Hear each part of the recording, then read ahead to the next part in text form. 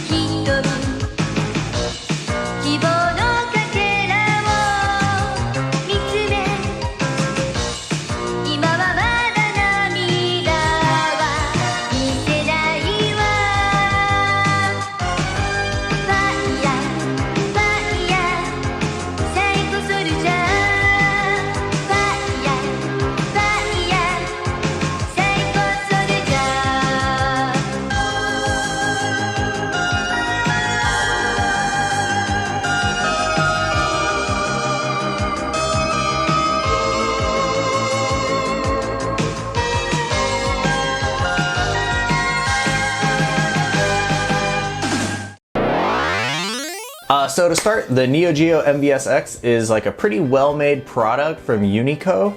You can tell there was a lot of love put into this little red guy, and there's like 50 pre-installed games, and there's just like a lot of stuff packed in here. I've got a few problems here and there, but overall they did a pretty good job on it. As you can tell, the side art looks extremely clean and really stays faithful to like the classic Neo Geo aesthetic.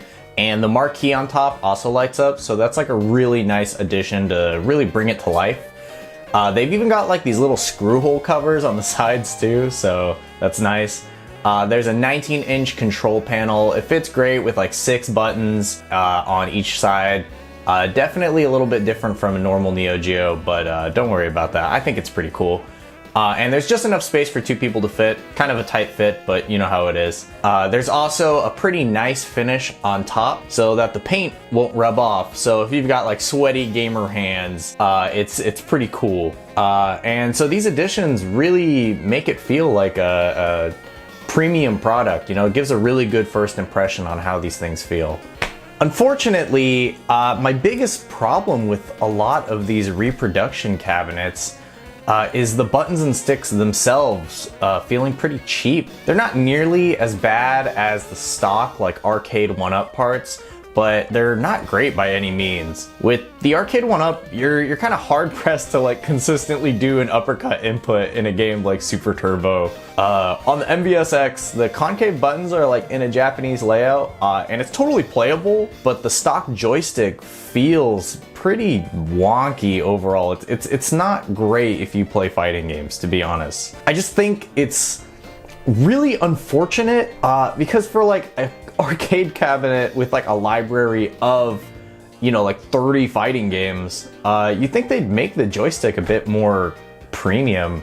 Like, I'm not expecting Sanwas or Hap buttons or whatever, or Sumitsu. It's just a bit frustrating that companies keep cheaping out on like one of the most important features of, an arcade cabinet. So I don't know, sometime in the future, probably gonna have to take apart the cabinet with some friends and then maybe mod it ourselves. Who knows, we might replace the speakers while we're at it. The speakers are kind of whatever too. They kind of blow out a little bit. On a better note, the screen itself is 17 inches and has like a really great display. Like, I was like super surprised at how nice the thing was looking. Like, it definitely looks bright and clean when you put it on top of the riser too. There are like a couple filters you can even throw on if you're into that, but you know, I prefer to keep it on the Pixel Perfect with the borders included. There's kind of, it'll kind of squash the image a little bit, or stretch the image if you put the filters, but you know, whatever. If you want to do that, go ahead.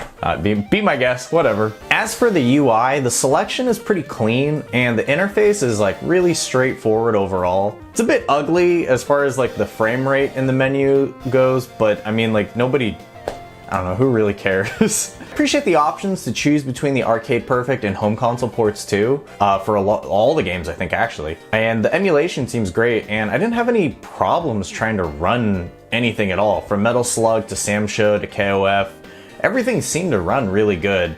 There's also an option for updating the hardware through the USB port in the back, and there's like a factory reset in case you somehow screwed something up. To be honest, I definitely wouldn't be surprised if there ends up being a way to add more games through the firmware update, especially in an official capacity. My favorite part of the cabinet, actually, from a fighting game perspective, is the ability for save states and saving a custom button layout. Everybody nowadays has a different button layout when they play fighting games, so it's really great that you're not restricted on a, you know, premium cabinet. So each game you can have a different button layout, which is pretty neat. So I prefer to set things to like the box layout supremacy. So if you're debating between the MVSX and the Street Fighter 2 like arcade 1-up, I'd probably have to give it to the Neo Geo side. Overall, I'm a big fan of how premium everything feels, and outside of the mediocre stock parts, there are a lot of great quality of life features on this thing. The library is fantastic, and there are definitely enough like little additions that make it worth the $500 price point with the riser.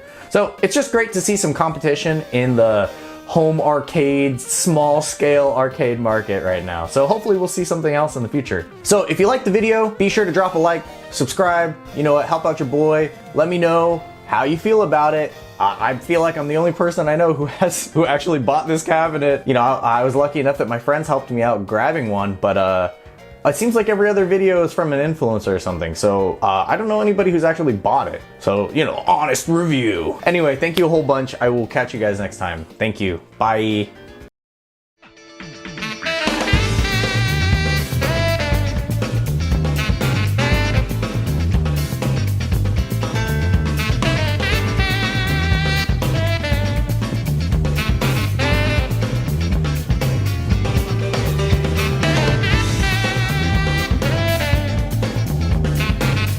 こっちだぜ。